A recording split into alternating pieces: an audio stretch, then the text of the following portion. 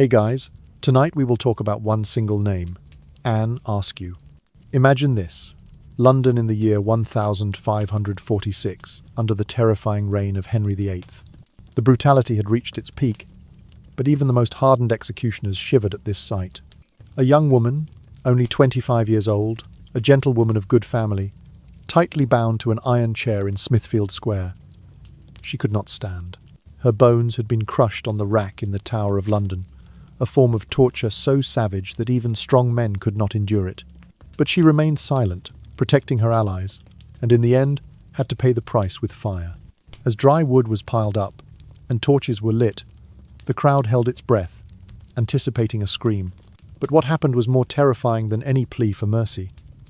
The flames erupted, consuming her, yet from the center of that sea of fire, a voice rang out, not a scream of agony, but sharp sermons from the Holy Scripture. Anne Askew was destroyed by fire for daring to challenge the king's faith. The king's council wanted a bloody lesson. Instead, they created an immortal martyr, one whose silence under torture and whose words in the flames changed the religious history of England forever. So, before you get comfortable, take a moment to like the video and subscribe, but only if you genuinely enjoy what I do here. Let me know where you are and what your local time is in the comments section. Now, dim the lights, maybe turn on a fan for that soft background hum, and let's ease into tonight's journey together. The morning at Smithfield began in a grey half-light, the kind of soft mist that blurs edges and slows the world down. Yet the square was already full, pressed tight with bodies and breaths and murmurs. Londoners in the time of the Tudors were no strangers to executions. They had watched heads fall and bodies swing often enough. But this morning, the silence felt heavier, as if even the air knew something was different. In the center of the square there was no familiar gallows, no clean wooden scaffold for a swift stroke of the axe. Instead, there stood a single solid chair of rough timber, its legs and back bound round with iron chains.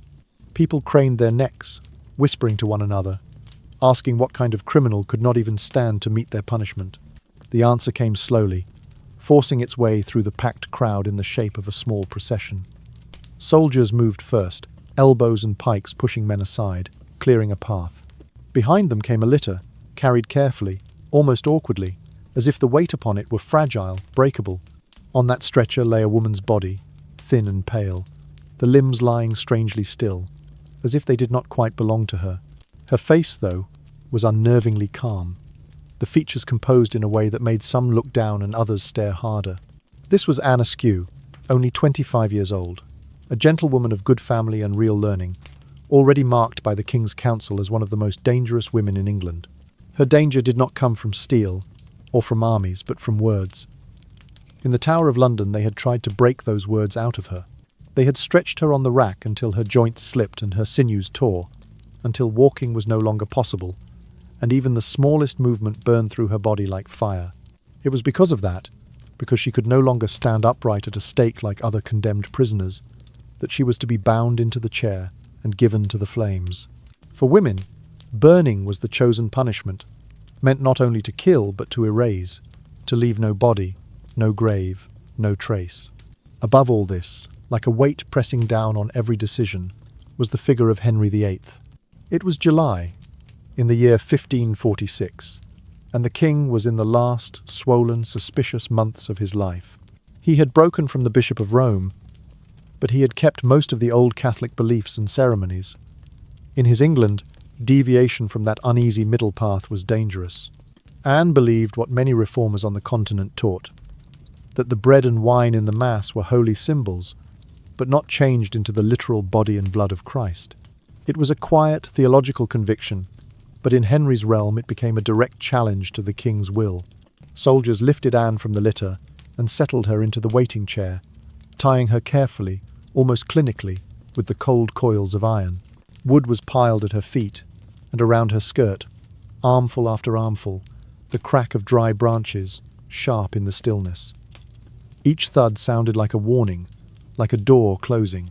Torches were brought forward, their small orange tongues already eager, and when they touched the kindling the fire caught quickly, running from twig to twig, board to board, until threads of smoke began to curl into the warm summer air. Even those standing at the back of the square felt the heat reach them, a slow, widening breath of fire against their faces. Children coughed as the smoke thickened. Some mothers turned their heads away, pressing cloth to their noses, unable to watch yet unable to leave. Men, hardened by years of public punishments, found their throats tighter than they expected. The sight of the chair, of the broken woman bound to it, made this spectacle different from a clean beheading or a hanging at Tyburn. It felt less like justice, more like something raw and uncomfortable, as if they were witnessing not only the death of a body, but an attempt to silence a soul. Then the flames reached her skirts, licking up the cloth, turning fabric to black and then to ember. This was the moment when most people screamed, when terror and pain broke through any restraint. But the horror of that morning lay in the fact that Anne did not. She did not cry for mercy. She did not curse the king or the church or the men who had put her there. Instead, over the crackle of burning wood, another sound rose, the steady cadence of scripture. Her voice was not loud, but it was clear, each word shaped with a strange, quiet certainty. She recited passages she had read and lived with for years, psalms and promises, lines about salvation and steadfastness. The fire roared and snapped, but her sentences wove through it, thin yet unbroken. Some in the crowd began to weep openly, not only for the pain she must be feeling, but for the calm with which she met it. Others, those more closely tied to the old ways, felt a different kind of trembling, a sense that this was not how a condemned heretic was supposed to die. The flames climbed higher, swallowing cloth, then hair, then the frail outline of her form. Smoke rolled across the square, sour and thick, making strong men swallow hard, stomachs churning. Yet the memory that would cling to those present was not the smell, nor even the sight of the fire itself, but the way her voice went on until, at last, the heat stole her breath and the words dissolved into the dark. This death had been planned as a lesson, a burning warning meant to crush the courage of anyone who might share her beliefs. It was intended to wrap the city in fear and draw a hard line around the king's fragile religious settlement. Instead, on that mist-soft morning at Smithfield, as the crowd slowly drifted away, people carried home something very different. The image of a young woman, bones shattered, body chained, meeting the flames without a scream. A death that should have ended a story had, quietly, become the first glowing edge of a legend. The years before Anne Askew became a name whispered in fear around the royal court were quieter, softer, almost ordinary, at least on the surface. She had been born into comfort, into the rolling fields of Lincolnshire, into a family of standing. Her father, William Askew, was a landowner with influence, the sort of man whose name opened doors and placed his children near the orbit of gentlefolk.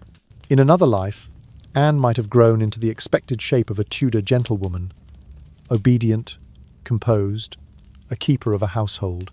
But from the beginning, something in her path bent in a different direction. Books were the first turning. Most women of her world were taught to sew, to manage servants, to remain silent. Reading was not considered necessary for them, and reading scripture was considered downright dangerous. But Anne was taught her letters, and once she held a book, she did not set it down again. In that quiet, candle-lit discipline eyes, tracing the lines of English text, her fate began to take shape long before the tower's rack ever touched her body. She grew up during the greatest religious upheaval England had seen in centuries. When she was a child, Catherine of Aragon was still queen, England still obedient to the Bishop of Rome, and the country's spiritual life still threaded with Latin chants and rituals unchanged for generations. Yet by the year 1534, Henry VIII had severed his kingdom from Rome, declaring himself the supreme head of the Church of England. It was a political break, not a spiritual one. He rejected papal authority, but clung to Catholic doctrine, resisting the rising tide of Protestant thought that was sweeping through Germany and Switzerland. And still, the wind carried new ideas across the sea. English translations of the Bible texts forbidden for centuries were smuggled into the country, tucked into the packs of merchants or hidden in bundles of cloth. It was these English words, lucid and direct, that found their way into Anne's hands. Once she began reading them, the world around her seemed to crack open. Scripture, in her eyes, was not something to be handled only by priests. It was alive. It spoke to anyone who dared listen. But in Tudor England, a woman reading scripture for herself, interpreting it openly, was not displaying curiosity. She was stepping across a boundary drawn by kings and bishops. She was trespassing into a realm reserved for learned men. And she was doing it without fear. Anne did not remain silent about what she discovered. She questioned rituals, challenged priests, and spoke of doctrine with a clarity that startled those who heard her. What began as murmured observations soon deepened into firm assertions. Her voice grew steadier.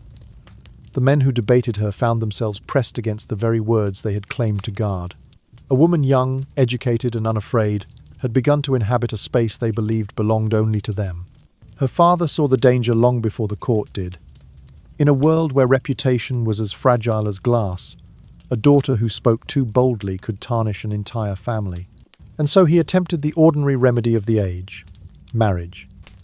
Anne was pushed into union with Thomas Kyme, a man loyal to traditional Catholic belief, a man who expected obedience and silence. Marriage, he believed, would settle her, anchor her, tame her. But Anne was not made of material that bent easily. She refused to abandon the faith she had embraced. She refused to act as the dutiful wife who folded her beliefs behind her husband's expectations. The marriage crumbled quickly, becoming less a union than a battleground. To leave one's husband in Tudor England was nearly unthinkable for a woman of her rank. Yet Anne did exactly that. She walked away not through the narrow legal channels of annulment, but by reclaiming her maiden name and her independence. It was an act of rebellion that rippled far beyond her quiet Lincolnshire world. And rebellion rarely stays small. The further Anne stepped from the prescribed shape of a Tudor woman, the more she was drawn into circles of people who, like her, were restless beneath the old religious order. Secret gatherings, whispered conversations, pages of scripture passed hand to hand. These were the places where her voice grew brighter, sharper. While others trembled at the thought of questioning church doctrine, Anne asked the questions aloud. The dangerous ones. The ones even scholars hesitated to answer. In those dimly lit rooms, she became something unexpected. A woman whose words carried weight, whose certainty unsettled men of learning, and whose courage, soft but unyielding, began to attract attention. Attention first from friends, then from strangers, and finally from those who governed a kingdom where faith was no longer simply faith, but treason wrapped in theology. It was in those quiet meetings, long before the flames at Smithfield, that the path toward her fate was already being carved in shadow and silence. By the time Anne Askew reached London, she was no longer the quiet young woman who had first opened an English Bible in Lincolnshire. In the capital, her voice sharpened, her mind steadied, and her resolve hardened into something unmistakably dangerous. She debated openly with learned men, priests, scholars, theologians standing in public spaces where only male voices were expected to echo. She questioned the nature of the Mass, challenged the doctrine of transubstantiation, and refused to bow before rituals she believed contradicted Scripture. For conservative ears, these statements were blasphemy. But for reformers, Anne became a rare and brilliant light. And more unsettling than her ideas was this simple truth: people listened to her. London at the time was a tense battleground of belief. Henry VIII, in the year 1546, was desperately trying to hold together a religious compromise that satisfied no one. He had broken from Rome, but kept Catholic ceremonies. He permitted some English scripture, but punished those who embraced Protestant theology too boldly. His entire authority rested on this fragile middle ground, and anyone who disrupted that balance threatened not only doctrine, but the stability of the crown itself. Anne disrupted it with every word she spoke. She did not speak as a frightened woman, whispering in corners. She spoke with clarity, certainty, and a kind of soft courage that spread through people like a quiet fire. His entire authority rested on this fragile middle ground, and anyone who disrupted that balance threatened not only doctrine, but the stability of the crown itself. Anne disrupted it with every word she spoke. She did not speak as a frightened woman, whispering in corners. She spoke with clarity, certainty, and a kind of soft courage that spread through people like a quiet fire. Her words were sharp enough that even seasoned examiners found themselves momentarily silenced. In a world where women did not publish, her manuscripts moved in secret, copied by sympathetic hands, and carried across England like illicit lanterns glowing in the dark. But what truly terrified those in power was not the theology she professed. It was where she stood dangerously close to the women of the royal household. And at the centre of that circle was Queen Catherine Parr, Henry VIII's sixth wife. Catherine was learned, thoughtful, and known to lean toward reform. She owned English books of devotion. She encouraged the education of women.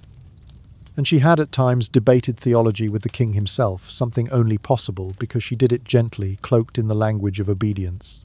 If Anne Askew could be tied officially, visibly to the Queen's circle, the consequences would be catastrophic. Even members of the court ladies who served the Queen, gentlemen who attended the king, began repeating her arguments behind closed doors. In the Tudor court, where a stray sentence could send a person to the scaffold, that was a sign of astonishing influence. Anne also wrote. Her writings were not disorganized outbursts, but measured, thoughtful pieces, poems, theological reflections, and accounts of her interrogations, all threaded with scripture. Anne's name appeared in whispered discussions among councillors. Men whose decisions determined the fate of the kingdom began referring to her not as an individual, but as a threat. Orders were drafted, quietly at first, then with sharpened urgency. Her movements were watched, her conversations noted. And finally, the decision was made. She must be arrested again. But this time, the purpose was different. They did not want apologetic words. They did not want her to recant. They wanted names. Names of those who listened to her. Names of those who supported reform. And above all, the name of the Queen. Anne could not have known, as the knock came at her door, that she was walking not only into a prison, but into the heart of a political storm far larger than herself.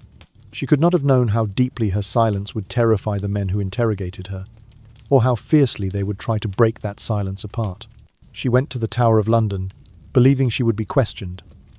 She did not yet know that the full weight of the realm's cruelty was about to be placed upon her shoulders. What awaited her in the tower was more than questioning. It was the cold frame of the rack prepared for her small body. It was pain beyond the limits of bone and sinew. It was the demand that she betray those who trusted her. Conservative Catholics at court, already seeking ways to weaken Catherine Parr, saw an opportunity shimmering before them. Anne was no longer merely a heretic. She was a potential key one that could unlock the door to the Queen's downfall. A Protestant woman was already dangerous. A Protestant woman who might endanger the Queen was something else entirely. Such a woman, in the eyes of those who feared reform, had to be destroyed completely, and so the machinery of power began to turn. Anne Askew had been questioned before, held briefly, examined, released with warnings. But as the heavy doors closed behind her this time, she understood with a quiet certainty that the path ahead would not resemble any she had walked before. The air inside the tower felt different, colder, heavier, threaded with purpose. And waiting within that darkness were two men whose names alone could chill the blood of even the boldest prisoners. Thomas Wriothesley, Lord Chancellor, and Sir Richard Rich, one of the King's most ruthless counsellors, did not merely sign orders or watch from afar. They stood present, directing her interrogation themselves. In all of Tudor England, there were no figures more feared by those accused of heresy or treason. Their involvement signalled something extraordinary, something ominous. For a gentlewoman like Anne to face their personal scrutiny was already a break from custom. For them to supervise her torture was an alarm bell ringing across the realm. They wanted names. Not prayers, not apologies. Names. They wanted proof. Any proof that Queen Catherine Parr, Henry VIII's sixth wife, harboured Protestant sympathies dangerous enough to justify her downfall. They demanded Anne reveal the ladies who met in private, the courtiers who whispered reform, the noble women who read English devotionals. Each question was a thread they hoped to tug until the entire fabric of the Queen's household unravelled. Anne refused, so they made their next move. In a chamber meant to break men, they brought forward the rack, that infamous wooden frame of pulleys and ropes, a device that had already torn apart bodies far stronger than hers. Torture of this kind was not only brutal, it was unlawful for gentlewomen. And yet, on that day, the law bent beneath the weight of fear and ambition. She was the only documented gentlewoman in Tudor England ever tortured on the rack. They laid her down, binding her wrists and ankles with coarse ropes, each knot tied by hands familiar with the art of destruction. Wriothesley and Rich stood close enough to see every tremor of her face, every breath she tried to steady. When they asked again for names and she remained still, the order was given. The wheel turned. The first pull stretched her arms until the joints groaned. The second forced her shoulders from their sockets. By the third, the delicate balance of bone and sinew began to tear. Pain flooded her, not a sharp stab, but a consuming blaze, as if her body were being pulled out of itself. 3 strong men strained the ropes, each rotation designed to extract more than breath, more than confession.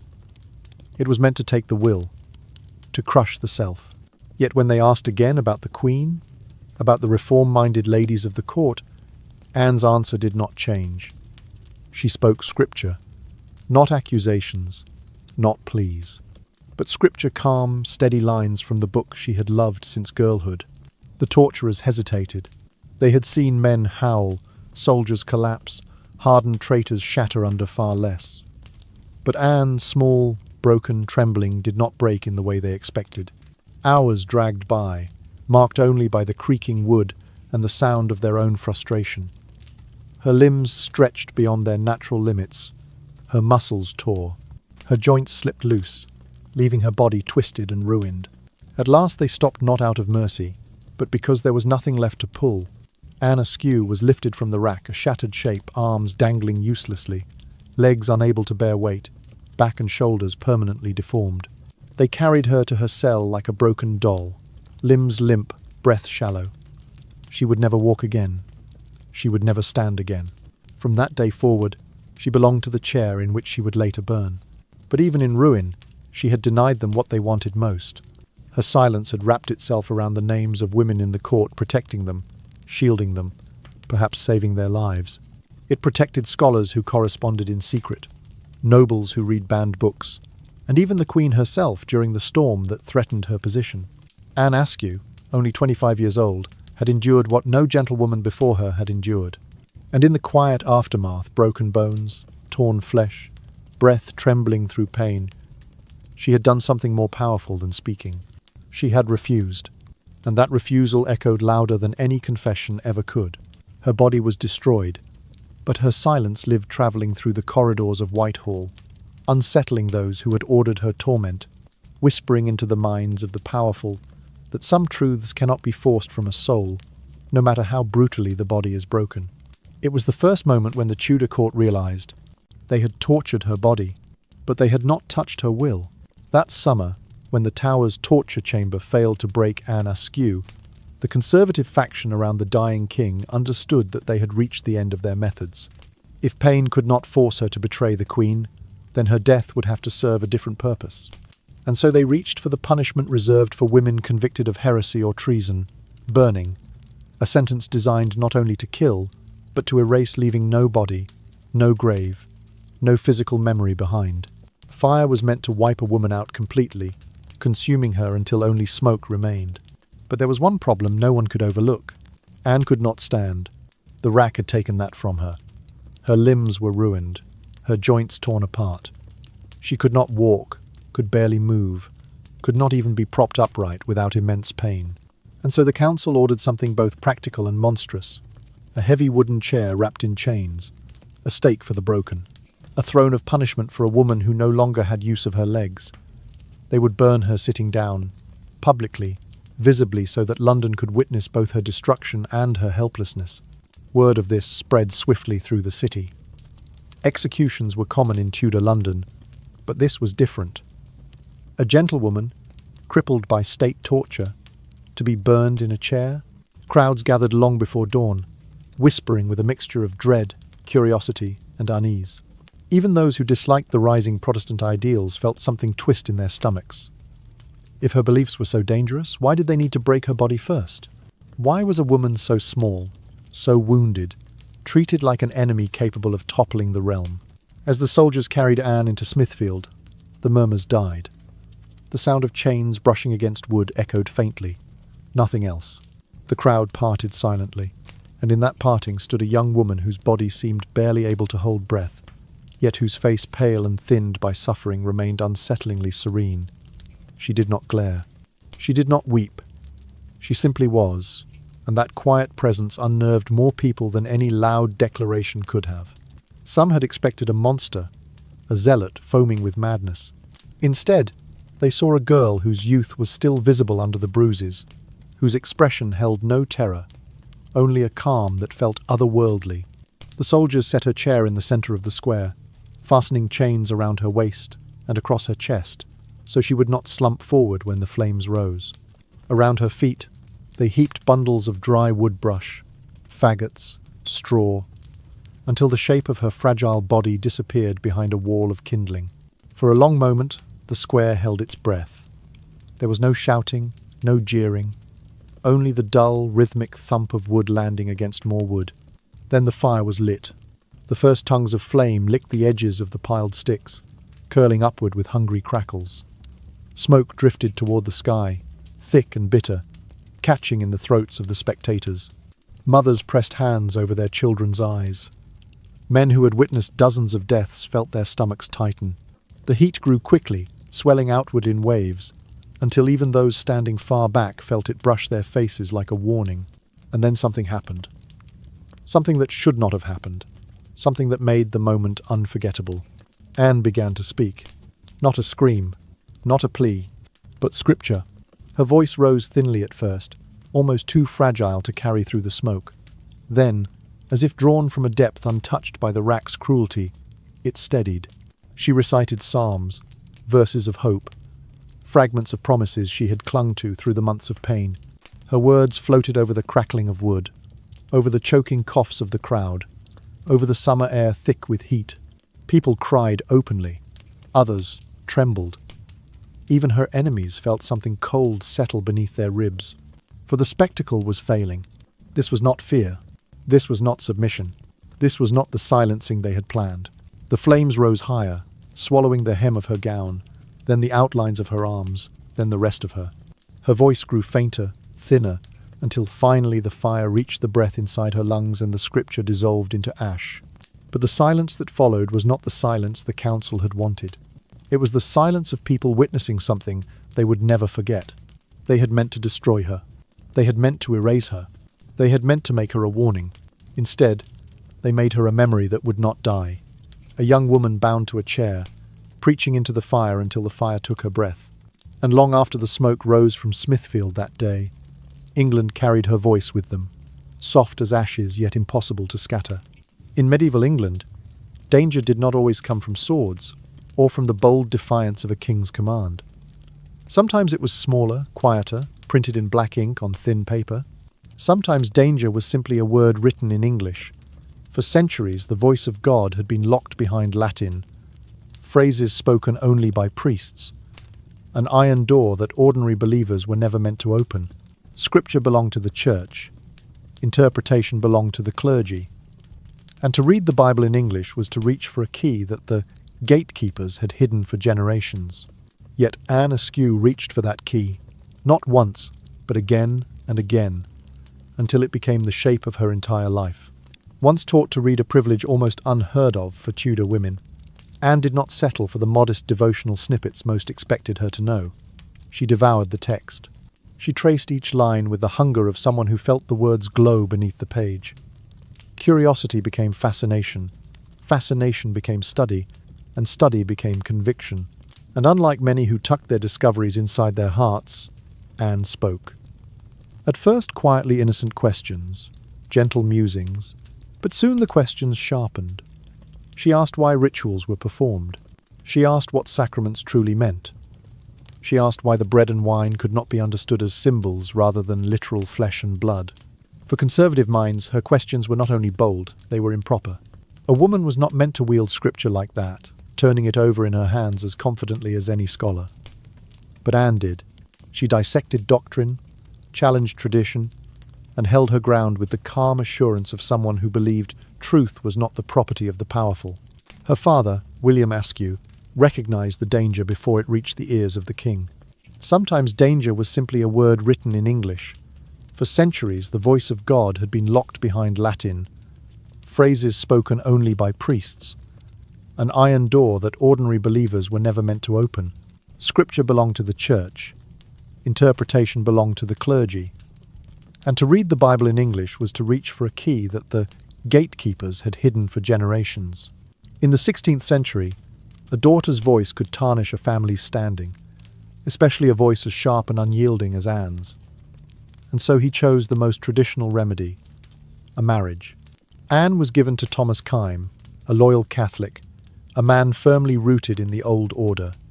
In her father's mind, this union was a wall, a boundary, a cage. The marriage cracked quickly, two opposing worlds tied together by law but divided by conviction. Thomas Kyme demanded silence. Anne answered with steadfastness. He demanded conformity. Anne offered truth as she understood it. And at last, the impossible happened. She left him. Not through a legal separation, not through formal annulment. She simply walked away and reclaimed her maiden name. In Tudor society, this was nothing less than scandalous. A woman who chose herself over her husband was a disruption. A woman who claimed her name back was a threat. A woman who did both without whispering apology was unimaginable. It should have ended her. It should have forced her into hiding. But Anne did not retreat. Instead, she moved deeper into the network of reform-minded believers scattered across London, men and women who gathered in candlelit rooms, sharing English books and ideas too dangerous to speak in public. And in those gatherings, something remarkable happened.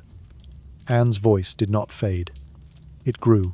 What had once been a solitary woman reading quietly became a woman whose questions guided discussion, whose certainty unsettled priests, whose courage made others straighten their backs. Those who listened to her speak said she possessed a strange steadiness, a gentleness that masked an iron conviction. She asked the questions others were too frightened to utter. She framed doubts that many had buried for fear of the stake. And slowly, the centre of those whispered meetings began to shift toward her. Anne Askew was no longer just a young gentlewoman reading scripture in English. She was becoming a force still soft-spoken, still slender, still young, but luminous in a way that drew attention from both allies and enemies. Her words travelled farther than she knew. Her questions stirred deeper waters than she imagined. And, without understanding it yet, Anne had stepped onto a path where belief would collide with power, and where power, frightened, would eventually strike back with all its force. By the time Anne Askew settled into life in London, she was no longer simply the young woman who loved scripture with a quiet intensity. Each day, she stepped further out of the shadowed corners expected of her, and further into the open spaces where only male voices were supposed to speak. She debated with learned men, priests trained in Latin, scholars schooled at Cambridge, arguing about the nature of the Mass, the meaning of the sacraments, the truth behind the bread and wine. She refused to kneel before rituals she believed contradicted Scripture, and she did so not with fury, but with an unnerving calm. To conservative ears, her words were blasphemy. To reformers, they were a ray of clarity in a world clouded by fear and confusion. But to the royal court, her voice represented something far more dangerous than simple disagreement. It was rebellion by thought. Henry VIII, by the year 1546, had torn his kingdom from the Bishop of Rome, yet he clung stubbornly to Catholic doctrine. His England was an uneasy compromise, a land where the Pope held no authority, but where most Catholic rituals still defined worship. Those who wished to return to Rome felt betrayed. Those who longed for deeper Protestant reform felt suffocated. Between these factions stretched a tense middle ground, maintained only by the force of the king's will. In that fragile space, Anne's voice slipped like a spark in a room filled with dry timber. She did not only speak, she inspired thought. She stirred doubt. She caused people to remember her words and whisper them later in places where whispers were dangerous. What made her a threat was not her youth, nor her gender, nor her lack of official position. It was the fact that her ideas travelled farther than she ever intended and into rooms she never entered. Her words reached parlours of the nobility, where wives of courtiers repeated her arguments behind closed doors. They found their way into quiet conversations at Whitehall, drifting into the spaces near the king's own chambers. What began as a gentlewoman's reflections became a murmur, threading through the palace, soft but perceptible. And those in power knew that such soft murmurs, if ignored, had toppled kingdoms before. Anne wrote, too, poems, declarations of faith, accounts of her interrogations, all laced with scripture, all unyielding in tone. Her writing was composed, steady, polished with intellect. In a time when women did not publish, her words travelled in secret, copied by hand, passed between believers, cherished like contraband treasures. Those pages transformed her from a simple suspect into something unprecedented, one of the first English women to leave behind a personal theological record of her own persecution. But writing was only half the danger. The greater fear lay in where her influence reached. For Anne had stepped, perhaps without meaning, to dangerously close to the women who lived within the court itself. Ladies of noble rank, women with education, power, and proximity to the king. And at the centre of them all stood Queen Catherine Parr, the sixth wife of Henry VIII. Catherine Parr was no ordinary queen. She read widely. She discussed theology with confidence. She wrote devotional works in English. What made her a threat was not her youth, nor her gender, nor her lack of official position. It was the fact that her ideas travelled farther than she ever intended and into rooms she never entered. Her words reached parlours of the nobility, where wives of courtiers repeated her arguments behind closed doors. They found their way into quiet conversations at Whitehall, drifting into the spaces near the king's own chambers. True or not, the rumour alone was enough to electrify the conservative faction. If Anne Askew could be tied officially, publicly to the Queen's household, if even the faintest connection could be established, it would give Catherine's enemies exactly what they needed, a reason to drag Henry's sixth wife down the same path that had claimed two queens before her. From that moment, Anne was no longer simply a heretic to be silenced. She became a potential weapon, a key, a foothold, a means to reach the Queen. Her existence became political. Her faith became ammunition. And her voice, gentle, measured, unwavering, became the sound that conservative councillors most feared echoing through the palace. A Protestant woman was already perilous. A Protestant woman whose influence touched the Queen was intolerable. And so, the quiet fire she carried inside her, lit long ago by the pages of an English Bible, began to cast shadows across the highest chambers of the Tudor court. Shadows that powerful men were determined to extinguish. Once Anne's name drifted too close to the shadow of the Queen, her fate slipped out of her own hands. From that moment on, she was no longer merely a woman with unorthodox beliefs. She was a political opportunity. The conservative faction at court, determined to pull England back toward the old Catholic order, recognized in her a perfect weapon. If they could make Anne confess that she had taught reformist doctrine to the ladies of the court, especially Queen Catherine Parr, then they would have the justification they needed to destroy the sixth wife of Henry VIII. All they needed was her voice saying the right words. And so they cast their net around her. The arrest came swiftly, coldly, with no room for questions. Anne had been detained before, questioned briefly, then released. But this time there was no gentle pretense. She was taken straight to the Tower of London, the fortress from which countless prisoners had entered, but never returned. This was no longer about inquiry. It was about extraction. They wanted to pry truth, or something shaped like truth, from her by any means. Inside the tower, the infamous rack was already waiting. It stood in a dim stone chamber. A heavy wooden frame, ropes tied at each corner, a wheel used to tighten the tension until bones tore themselves apart. It had broken soldiers, rebels, spies, men hardened by battle, men prepared to die. But to use it on a woman of Anne's rank, a gentlewoman, was to shatter one of the unwritten rules of English legal custom. Women of status were not subjected to torture. Their examinations, even in cases of treason, were limited to questioning. But in the year 1546, fear outweighed custom, and ambition drowned out law. Her presence on the rack was an outrage even to some of her enemies. They bound her wrists. They tied her ankles. They began to turn the wheel. With each pull, the question returned: who in the Queen's household shares your beliefs? Did Catherine Parr read the same books? Did she discuss reform with you? Anne Askew. The ropes tightened. Her shoulders pulled from their sockets. Her elbows strained until the ligaments snapped. The pain was not a single point. It was a spreading tide, crashing through her limbs, tearing the borders of her body apart. Where most would have broken, Anne held to the only anchor left to her: Scripture. Verses surfaced in her mind like small islands of clarity. She gripped them with what remained of her strength, letting the cadence of holy words shield her from the chaos of pain. Minutes slipped into hours. The torturers, men who had watched flesh burst and limbs twist, began to falter. It was not pity. It was confusion. She was small, frail. Her body should not have endured even the first turn of the wheel. And yet she did not speak the names they demanded. They pulled harder. She did not yield. They shouted. She did not tremble. They stretched her until the boundaries of her physical form nearly tore apart, and still she offered no betrayal. Only scripture. Only the rhythm of faith spoken from a mind that refused to break even as bone and tendon did. By the time they stopped, her limbs were dislocated, her muscles torn, her body twisted beyond repair. She could not walk, she could not stand, she could barely move at all. The woman they carried back to her cell was no longer physically whole. She would never rise to her feet again. But the question they feared most remained unanswered.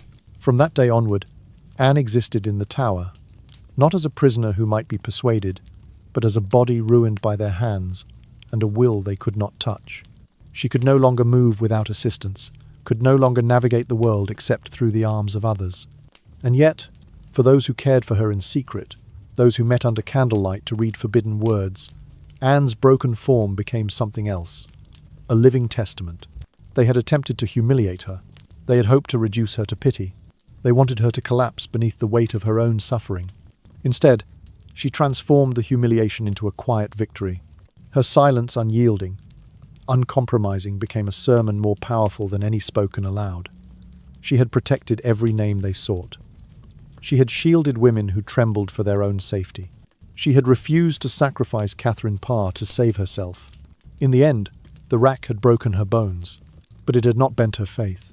And that unbroken center made her more dangerous and more unforgettable than any confession ever could. After the failure in the torture chamber, the conservative faction realized quietly, grimly, that rope and iron could not force Anne Askew to bend. And so they turned to the one weapon Tudor England always reserved for women whom the state wished to erase entirely: fire. Men convicted of treason or heresy might face beheading or hanging punishments that left behind a body, a grave, a place where memory could linger. But women were different. The authorities claimed that hanging or beheading a woman was improper, that it violated a certain imagined delicacy. Their solution, however, was anything but delicate. Women were burned, not as an act of mercy, not as a cleaner form of justice, but as a ritual of annihilation. The flames consumed the body until nothing remained but ash, carried away on the wind, leaving no burial, no stone, no relic. It was the state's way of ensuring a woman's existence could not become a rallying point for others. To burn a woman was to attempt to erase her completely. And in the year 1546, as tension between conservative Catholics and reforming Protestants reached its peak, the conservatives believed Anne Askew was the perfect sacrifice for their message. Figures like Bishop Stephen Gardiner, Bishop Edmund Bonner, and the hard-edged councillors Thomas Wriothesley and Sir Richard Rich saw in Anne's case an opportunity not just to punish heresy, but to terrorize the entire reformist movement. In their minds, if a young gentlewoman could be destroyed publicly, visibly, brutally, then everyone from humble believers to the Queen herself would tremble. And so they built their spectacle. When news of Anne's sentence spread through the city, London stirred like a hive struck by a stone. Executions were common. Heads fell on Tower Hill, bodies swung at Tyburn, but this was different. A gentlewoman, barely 25, crippled by state torture, to be burned alive in a chair. Even those who opposed reform felt unease shiver down their spines. Some muttered that this was simply the king's justice. Others whispered carefully, quietly, that this was cruelty wearing the mask of religion. But no one dared to speak too loudly. At Smithfield, preparations were deliberate, theatrical. The wooden chair built because Anne could no longer stand was placed where every eye could see it. Wood was stacked around it in a careful ring, like scenery arranged for a morbid stage play. This was not just an execution. It was a warning the conservative faction hoped would echo across England. Meanwhile, within the palace, Queen Catherine Parr walked a razor's edge of her own. Those who hunted Anne did not forget their true target. Catherine had long been known for her learning, her fluency with scripture, her gentle leanings toward reform. Rumours had been seeded around Henry VIII like poison, whispers that the Queen entertained dangerous ideas, that she read forbidden books, that she might sympathise with women like Anne. And in the King's final paranoid years, rumour alone could kill. Catherine was questioned, shadowed, pushed toward the same precipice that had claimed queens before her. For a brief, breathless moment, she stood one step from disaster. If she resisted, if she argued, if she showed even a flicker of independence, the path ahead would lead directly to the execution ground. But Catherine Parr did what so many Tudor survivors had done before her. She bowed, outwardly if not inwardly. She told Henry that her discussions were merely attempts to learn from his wisdom, that she had no theological opinion but his own. She soothed his ego. She lived. She escaped the fire by a thread. But someone still had to burn. Anne Askew, crippled, unbroken, and already marked for death, became the final vessel for the message the Conservatives wished to send. They could no longer touch the Queen, not yet. Not without proof, but they could still let the flames speak in her place. Anne's execution would be the warning that Catherine had narrowly avoided, a reminder that the Crown's tolerance was paper-thin, and faith could be fatal. Thus the stage was set. The chair, the wood, the crowd, and the young woman whose silence had unsettled the most powerful men in England. In their eyes, the fire would finish what the rack could not. In their eyes, they would burn away a threat. In their eyes, this flame would end her story. But in truth, the fire was about to ensure she would be remembered far longer than any of them. On the morning of the 16th day of July, in the year 1546, Smithfield, so often a place of noise, trading, and the smell of livestock, transformed into the stage for a tragedy England would remember for centuries. 4 prisoners were brought out for execution that day, all condemned for their commitment to Protestant reform. Among them were John Lascelles, once a gentleman of the King's Privy Chamber, Nicholas Bellingham, a priest who had embraced the new doctrine, and John Adams, a humble tailor whose faith had led him to the stake. Yet despite the presence of 3 men, the crowd's eyes fixed unavoidably upon the 4th figure. Anne Askew, 25 years old, bound to a chair because the rack had destroyed her ability to stand. Even before the fire was lit, the sight of her thin hands tied against the wood, her shoulders twisted from torture, her face frighteningly calm, cast a silence over the gathered crowd that no spectacle at Smithfield had ever produced. As tradition demanded, the sheriff approached her with one final offer. If she would recant, if she would deny her beliefs, reject her understanding of Scripture, and proclaim obedience to the doctrine upheld by Henry VIII, then she might live. It was the last mercy the world would extend to her. But her answer did not tremble. She told him she believed all the Scriptures to be true, every word, every verse. No hesitation, no wavering under the weight of imminent death. And for those who watched, it was this calm refusal, not the flames, that struck deepest. The torches touched the kindling. Dry wood crackled, sending sparks up into the heavy summer air. The fire curled around the edges of the faggots, then climbed, brightening from orange to white as it reached the chair. Witnesses later wrote that the pain must have been unimaginable. Flames swallowed her clothing, then reached her skin, then consumed the chair itself. But the memory that haunted everyone who stood in that square was not the violence of the blaze. It was her voice. Anne did not scream. She did not beg. She did not cry out for mercy. The wooden chair built because Anne could no longer stand was placed where every eye could see it. Wood was stacked around it in a careful ring, like scenery arranged for a morbid stage play. This was not just an execution. It was a warning the Conservative faction hoped would echo across England. Meanwhile, within the palace, Queen Catherine Parr walked a razor's edge of her own. Those who hunted Anne did not forget their true target. Where the authorities had intended to inspire dread, many found themselves overwhelmed by a quiet, piercing admiration.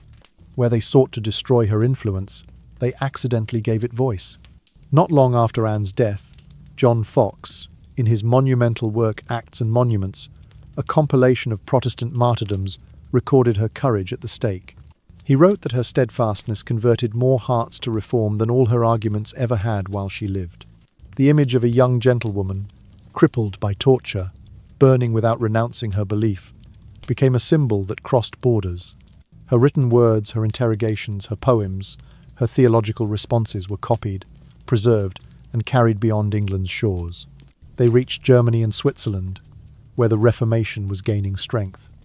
They entered the hands of scholars, preachers, and ordinary believers alike. That image, the young woman chained to a chair, swallowed slowly by fire, yet still reciting Scripture, began to live a life of its own. It was told in homes. It was whispered in secret gatherings. It crossed from generation to generation until it became more than an execution. It became a parable of conviction. Henry VIII's government had meant to silence her with flames. Instead, the flames carried her voice further than she could ever have imagined. Thus the stage was set. The chair, the wood, the crowd, and the young woman whose silence had unsettled the most powerful men in England. In their eyes, the fire would finish what the rack could not. In their eyes, they would burn away a threat. In their eyes, this flame would end her story. But in truth, the fire was about to ensure she would be remembered far longer than any of them. Even before the ground beneath the stake had cooled, London was already carrying her name through its narrow, cobbled streets.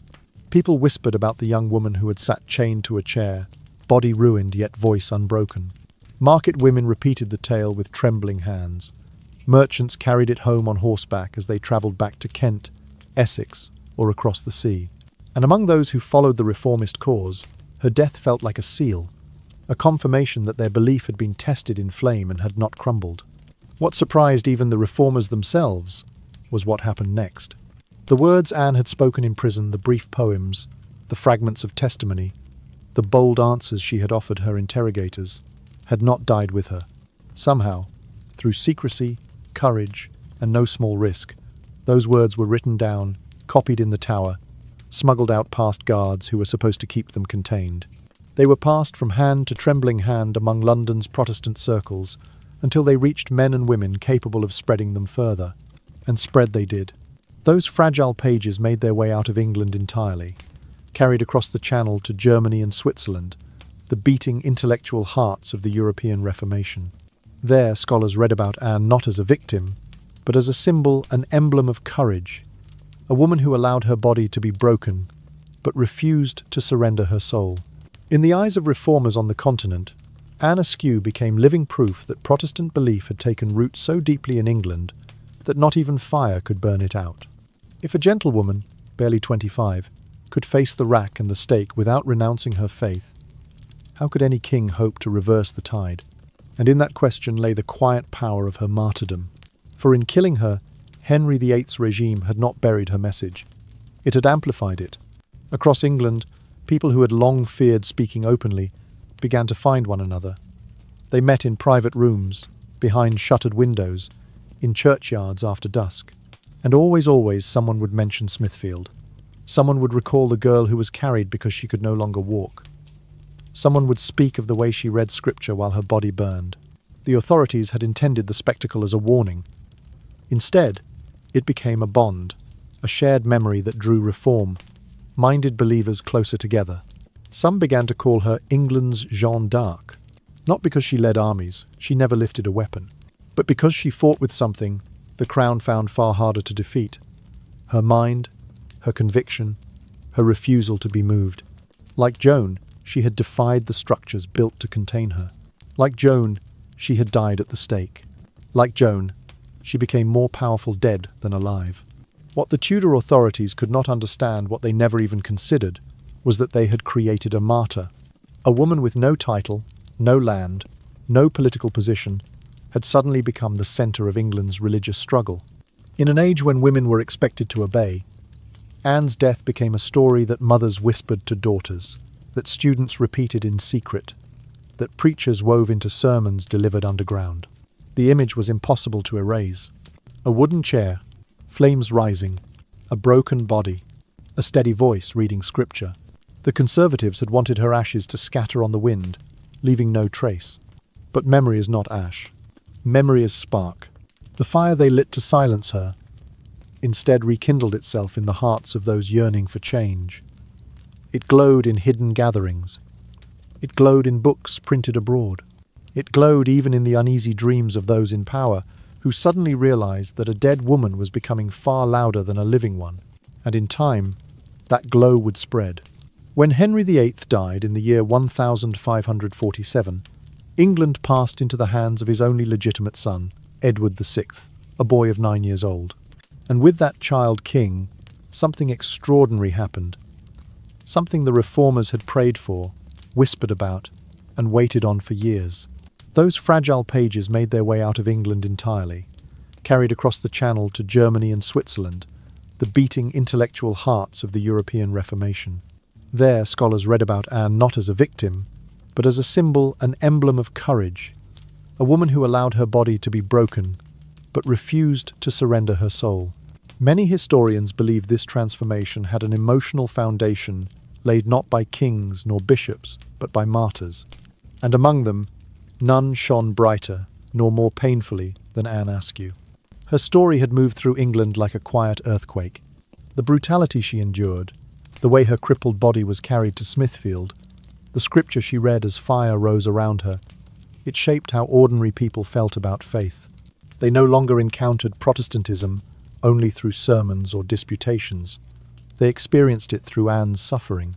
Her death made reform not just an intellectual argument, but a human tragedy, etched into collective memory. By the time Edward took the throne, many saw his reign as a sign, a confirmation that God favoured reform. And when the boy king's counsellors pushed England further toward Protestantism, people whispered that Anne Askew's sacrifice had prepared the nation's heart. They did not simply read about her. They remembered her. They felt her story like a wound that refused to close. But Edward's reign, though transformative, was brief. When he died young in 1553, England was thrust into turmoil once more. His elder sister, Mary I, a devout Catholic determined to restore the old faith, ascended the throne, and with her came fire, more fire than England had ever seen. Mary revived the heresy laws and burned hundreds of Protestants at the stake. Men and women alike perished in flames across the kingdom. And yet, even in that dark and terrifying period, Anne Askew's memory refused to fade. Protestants who were arrested, who faced execution, who felt the heat rising beneath their feet, were told of Anne's courage. Her story became a whisper passed between prisoners, a steadying hand placed upon trembling hearts. She endured. So shall we. Oh, for them, Anne was not simply a martyr. She was a predecessor, someone who had gone ahead into the fire, proving that faith could survive even when the body could not. Then Mary died, and the crown passed to Elizabeth I in 1558. With Elizabeth came a new order, neither purely Catholic nor fully radical Protestant, but undeniably shaped by the reformist legacy. Under her long reign, England's identity tilted decisively toward Protestantism, and in the stories that defined that identity, Anne Askew's voice echoed clearly. Her martyrdom became part of England's Protestant mythology, not myth as in fiction, but myth as in shared memory, the kind that guides a nation's soul. She became proof that England's new faith had been paid for with suffering, with flame, with the courage of ordinary believers. In the narrative of a country forging its religious identity, Anne stood like a small but unwavering star, lighting a path through blood and smoke. And here lies the quiet irony. If Henry VIII had meant to erase her, to scatter her existence into ash, and wind his daughter undid his intention entirely. Under Elizabeth, Anne Askew became not a forgotten rebel, but a symbol woven into the very identity of the realm. She was no queen. She held no title. She commanded no army. Yet through fire, she became one of the women who shaped an era. A gentlewoman meant to be forgotten by force instead became a light that helped lead England into a new age, and a reminder that sometimes the smallest voice survives the loudest flames. Among all the details recorded about Anne Askew, one stands apart quiet, astonishing, and almost miraculous in its survival. Before her execution, before the flames of the 16th day of July in the year 1546, before her name became a whispered symbol of resistance, Anne herself wrote her story. Not a biography shaped by others, not a retelling framed by those who pitied her, but her own voice sharp, precise, and unshaken. While imprisoned, she recorded her interrogations, her exchanges with counselors, her arguments about doctrine, and her reflections on faith. These writings, later known as the Examinations, were crafted in a tone that startled even sympathetic readers. Calm, analytical, almost icy in their clarity. Her body may have been wrecked by the rack, but her mind remained untouched, firm as ever. And in those pages, she revealed a spirit that torture could not distort. After her death, those precious manuscripts should have vanished into the dark machinery of the state. Yet through secretive hands, friends, sympathizers, perhaps even those within the tower who felt compassion, Anne's writings slipped past the walls designed to contain them. They surfaced first in the work of John Bale, an exiled Protestant scholar, and later were woven into the monumental text of John Foxe's Acts and Monuments, the great martyrology of the English Reformation. Thus, Anne became one of the first women in English history to leave behind a theological testimony in her own voice. When later generations opened those pages, they did not find despair. They found a mind operating with unnerving steadiness. Anne dissected theological claims, questioned tradition, and answered accusations with a logic so pointed that even her interrogators appeared small beside her words. And reading them, it becomes painfully clear. This was not a woman broken by fear. This was a woman who saw faith as something that could not be coerced. Not by crown, not by clergy, not by fire. Her prose was not emotional. It was controlled. Her tone was not pleading. It was confident. Every sentence carried the quiet force of someone who had already decided what she was willing to die for. This intellectual strength made her martyrdom even more powerful. She did not go to the stake as someone overwhelmed by forces greater than herself. She went as a thinker, a woman who had argued her way through every layer of the state's accusations, who had refused to surrender her mind even as her body was torn apart. When Foxe's Book of Martyrs spread across England, Anne's voice reached households that would never have known her name otherwise. Her words became liturgy in their own right, quoted from pulpits, studied in private circles, whispered in places where open reform was still dangerous. Through Foxe's work, Anne ceased to be merely a symbol. She became a presence, a witness, a person whose thoughts breathed across the page as if she were still alive. In Elizabethan England, she became woven into the spiritual identity of the kingdom. She was not simply remembered, she was consulted. Her name appeared in sermons, in family readings, in theological debate. Children grew up hearing her story. Scholars referenced her arguments. Women took inspiration from her defiance. In some circles, her name was spoken alongside Jeanne d'Arc, another young woman who faced fire rather than deny what she believed to be true. Both had died young. Both had faced male authorities determined to silence them. Both became icons of conviction that no flame could extinguish. And here lies the profound irony at the heart of Anne Askew's legacy. Henry VIII's government had tried to erase her through fire, tried to swallow her body in flames so thoroughly that nothing remained to bury, nothing left to honour. But fire, which destroys so much, could not destroy her words. And those words travelled farther than any official proclamation, farther than any royal decree. What the authorities meant to silence became louder. What they meant to bury became immortal. What they meant to be an ending became a beginning. Anne Askew, the gentlewoman they tried to burn out of history, instead became a voice that slipped through the cracks of power and took root in the memory of a nation. There is something quietly extraordinary about the story of Anne Askew. Extraordinary precisely because she possessed none of the things that usually carve a person's name into history. She was not a great noblewoman, with alliances stretching across the kingdom. She commanded no armies, owned no estates, held no titles. She did not lead an uprising, did not stand at the head of a movement, and did not belong to a dynasty that could shield her from the dangers of speaking too boldly. And yet, across the long stretch of English memory, her name endures more vividly than many who once wielded real political power. Historians have long puzzled over this paradox. How did a young gentlewoman who appeared on the stage of public life for only a brief span, who left behind no heirs, no monuments, and no grand lineage come to be remembered as one of the defining religious figures of the Tudor age? The answer may lie in the powerful contrast that shaped her life. A fragile body set against a colossal state, a lone woman facing an entire legal and ecclesiastical system, a person without earthly power, armed only with conviction. In the 16th century, belief was not a private affair. To question doctrine was to question the crown itself.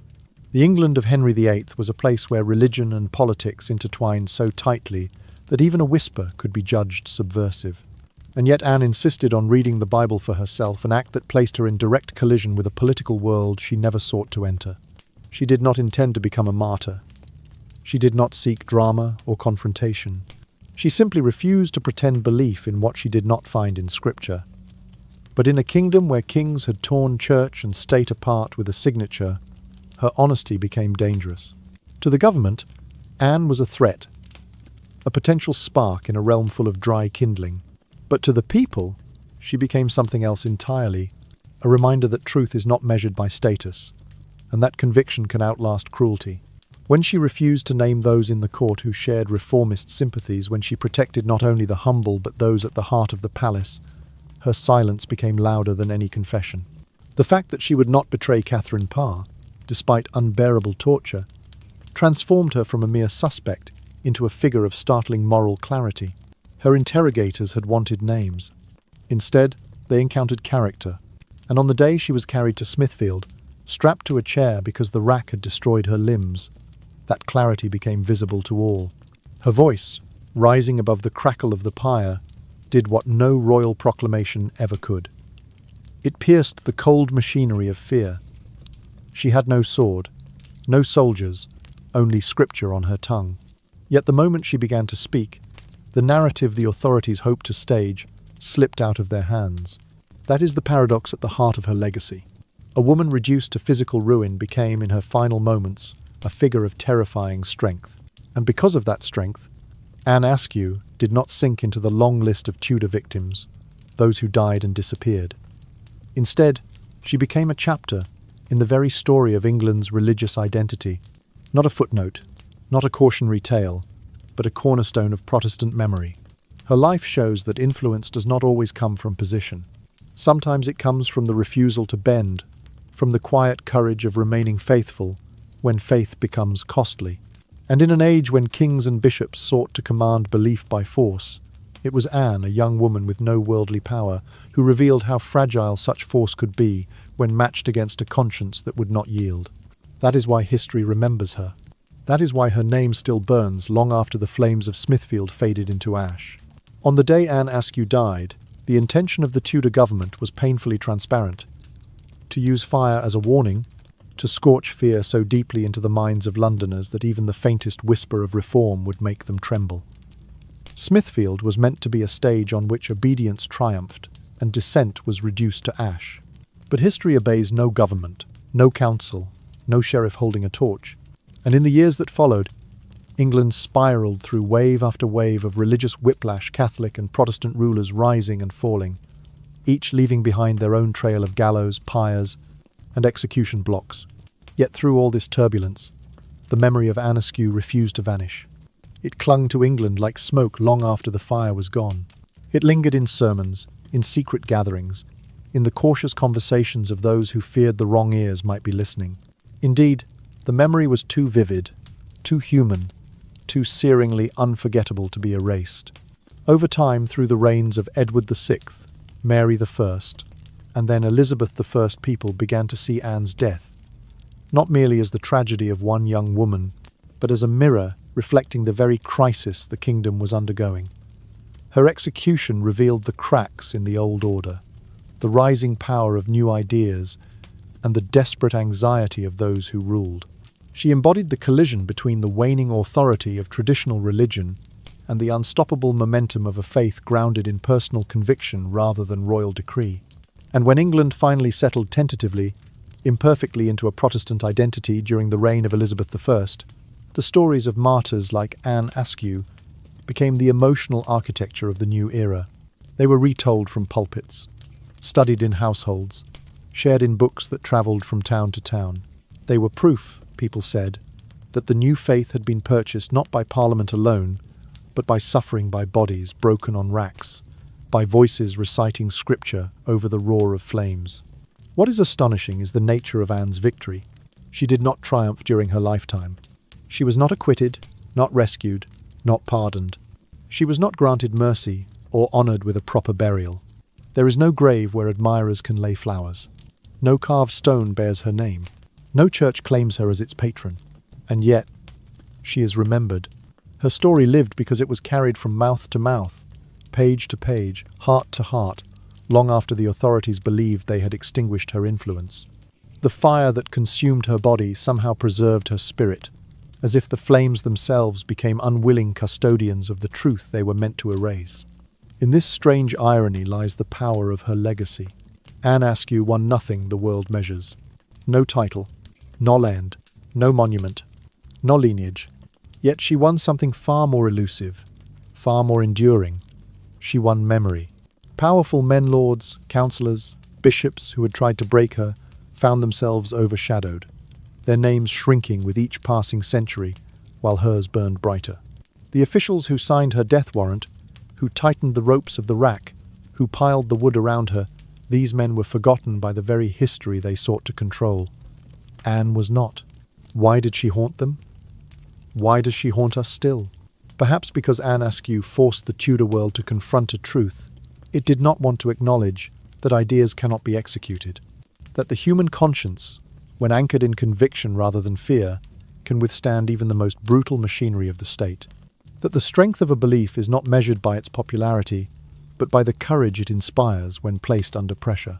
And perhaps most of all, Anne Askew became a reminder, an uncomfortable one, that power built on coercion is fragile, that the rack could twist bones but not the mind, that fire could destroy flesh but not faith, that laws can be rewritten but conscience cannot.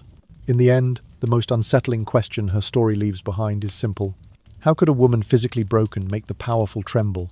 The answer is just as simple and just as timeless.